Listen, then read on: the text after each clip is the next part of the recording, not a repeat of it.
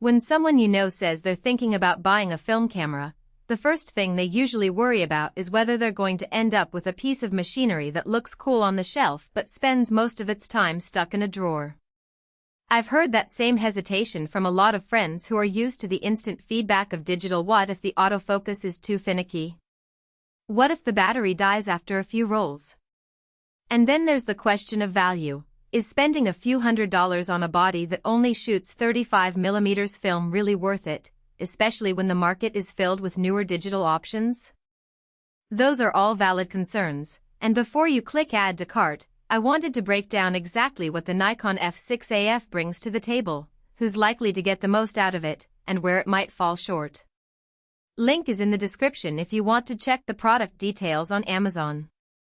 First off, let's talk about the kind of photographer who usually ends up with a Nikon F6.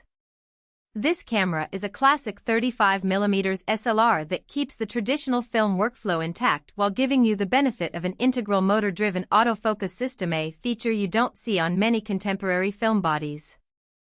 If you're someone who loves the tactile feel of winding film, the gradual anticipation of watching a reel develop, and you also want a reliable AF experience without having to manually focus every shot, the F6 slots into that niche nicely. It's especially appealing for hobbyists who already own a set of Nikon lenses and want to keep using them on film, and for seasoned shooters who appreciate the consistency of a proven Nikon ecosystem. On the flip side, if you're a total beginner who barely knows the difference between ISO 100 and 400, or you're looking for a budget-friendly entry point into film, there are more forgiving options out there that won't demand as much technical know-how. One of the strengths that really shows up in everyday use is the autofocus confidence.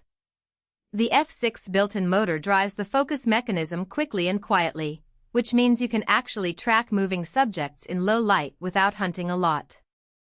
Imagine you're at a dimly lit jazz club and want to capture the saxophonist's expressive face.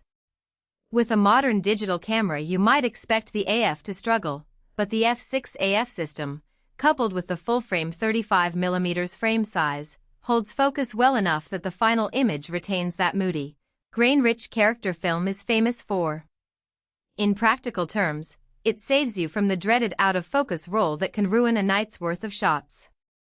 Battery life is another practical point.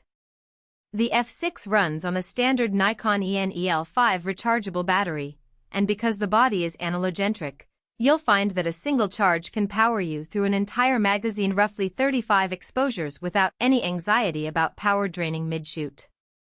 That's a big relief compared to some older film cameras where the battery life is notoriously short, forcing you to swap cells after 10 shots or so. With the F6 you can load your film, head out for a day of street photography, and not worry about hunting for a spare battery pack in the middle of a shoot. Now let's look at a couple of realistic scenarios where the F6 might not be the perfect fit.